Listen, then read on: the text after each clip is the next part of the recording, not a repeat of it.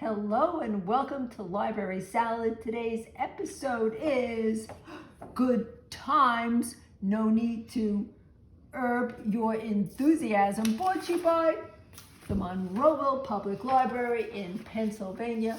Hi, I'm Alice. Yes, herbs are the topic for today. And first off, which is the correct pronunciation? Herbs or herbs? Is the H used in that case? The answer is either way is fine. It seems that more in Britain that the H is used for herbs. United States, H is considered silent and it's just herbs. Fun fact right there. Even if you think you don't have a green thumb, even if you think everything that you ever planned just doesn't quite work out well, don't worry about this. Herbs, you've got this. Whether you've got a windowsill to grow things on, patio deck, full garden, they're really very easy to do. If you know what sunlight looks like, sometimes in these parts we don't get to see much, but if you can understand that, put something in sun, check to see if it needs water, you can tell if soil is wet or not, then you've got this. There's a lot of reasons why you would want also to grow some herbs. It's because the fact that when you buy a small amount at the grocer, the fresh ones, for a couple of dollars, you just get that one use. When you're growing herbs, you've got them growing and you can use it for the entire season. They also up your cooking game. It really has a much more fresh, natural taste when you use these fresh herbs. I think you really enjoy it. It's a good question. Good question. I didn't ask the question. It is a question. You should have, because I wasn't giving you time on this one.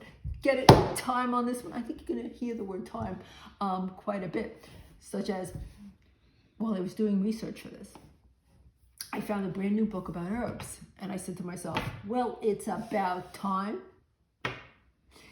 I told you to enjoy it. Now, what's the difference, you may ask, between herbs and spices? An herb is actually the leaves of the plant. It can be fresh, it can be dry.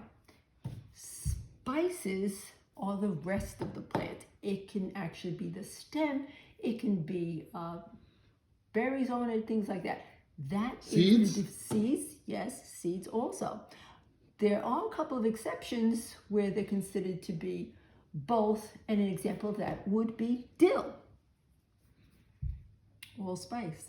Fun fact. All spices doesn't mean it's got all different spices in it. It's actually just one spice, but it has the flavor, smell of a couple of different spices. So that's why it's gotten the name allspice. Now, although it's very easy to grow herbs, there's a couple of things to take into consideration. Herbs are like people. Not everybody's compatible. So, simple to learn of what would be different herbs to put together. Here's an example. Okay, I haven't planted these yet. Do not plant your herbs to put outside. You can keep in your windowsill at this point. It's way too cold. We had snow yesterday. That's a classic example of don't do it yet. One of the rules of thumb, green thumb, is that you wait till Mother's Day weekend, and usually the frost doesn't happen after that point. So I haven't planted these yet, but I did get these really nice planters. Shop around, because the difference in planters vary a lot from place to place. This beauty, $7.99. I couldn't believe it. I was hoping to get something a little taller, but it's going to work for me. But for that amount, I had to bring this home. Where did you get it? Let's just say I got it where good stuff comes cheap. Now, here are 3 examples of what I've decided to plant this time. One of the things that I need to look for is something that is deer resistant, that deer will not necessarily want to chomp down on. If you're fortunate to have an area where you don't have the deer invading, they're lovely creatures, and granted they have to eat too, but if you do need to, be careful because of deer. Here's a selection of 3 that are deer resistant. They also need more water than other ones, so it's a good combination to put together. I also said to myself, well, what would make me remember this instead of keep Googling and things like that? So the 3 that I have here is rosemary. I've got thyme, rosemary, and oregano. So the way that I remember this is if I was talking, let's say I was talking to Rich, I'd say, dear, let's take time to go see Rosemary in Oregon. See what I And I would say who and why are we going to Oregano? It is Oregano, but you got what it worked with just Oregon. Okay, so that would give you a way to remember that these would be the 3 that you'd want to put together. Always, helpful hint, you're going to want to keep this little part that tells you how to work with them, and especially their names, because if you're not familiar with them and they grow, you may have started them smaller, or when they go bigger and you're trying to use them for the recipe, you'd be like, which one is which? So keep that. And who's Rosemary? And who's Rosemary, and why is she here? Another thing is that you could make your own names. You can make your own little cards. You could call them some, fun little names, just like this bad boy over here, right? It's Parsley, okay? You could name it Elvis Parsley. You could. You could. You could.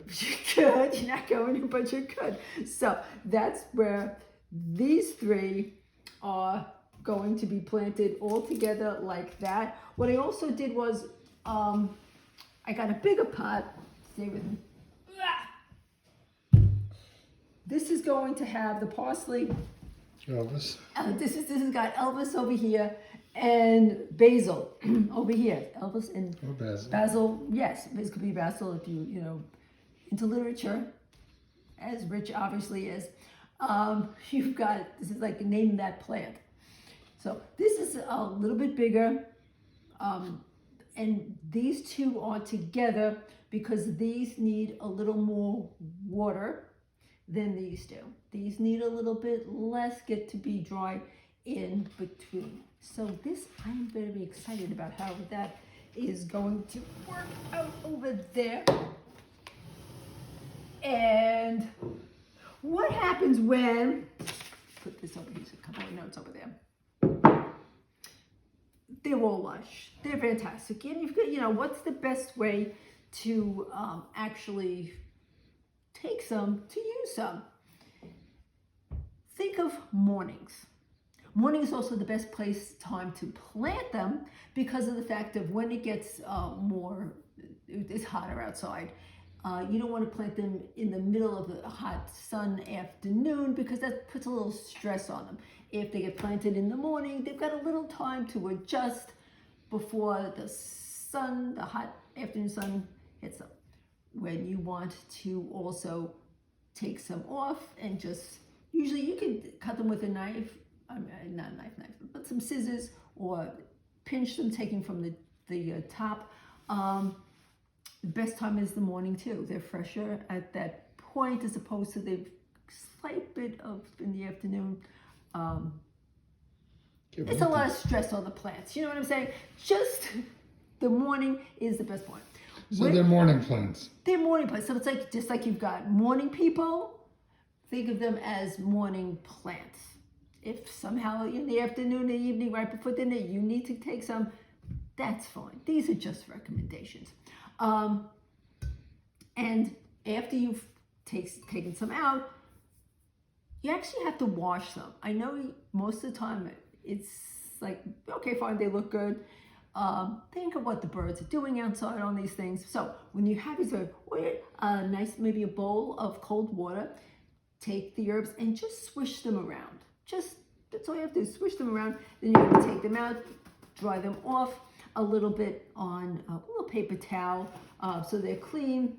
You can use these herbs, for so many things. My favorite is to take the rosemary chopped on this. Really great if you're making bread, just to put that on top, especially focaccia.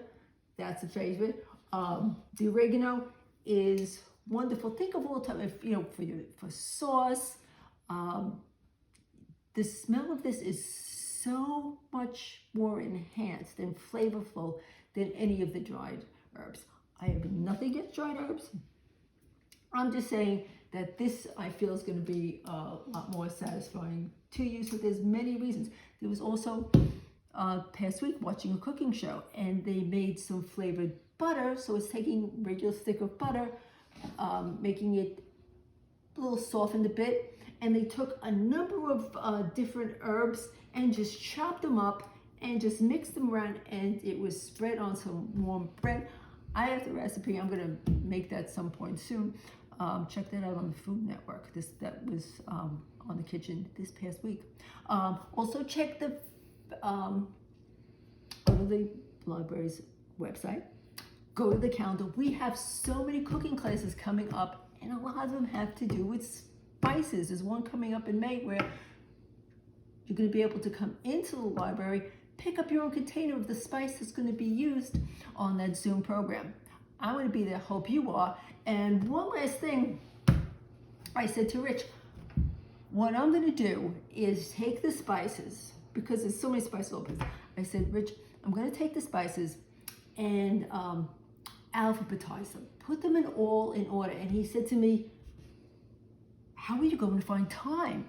And I said, easy. It's right next to sage.